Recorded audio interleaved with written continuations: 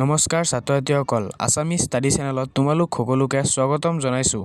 আজিৰ ভিডিঅ'টোত অষ্টম শ্ৰেণীৰ ছাত্ৰ-ছাত্ৰীসকলৰ বাবে তোমালোকৰ অসমীয়া কিতাপৰ শিশুৰ বাবে ৰচিত সাহিত্য নামৰ পাঠটিৰ সম্পূৰ্ণ প্ৰশ্নোত্তৰ লৈ আহিছোঁ। ভিডিঅ'টো সম্পূৰ্ণ চাই থাকা।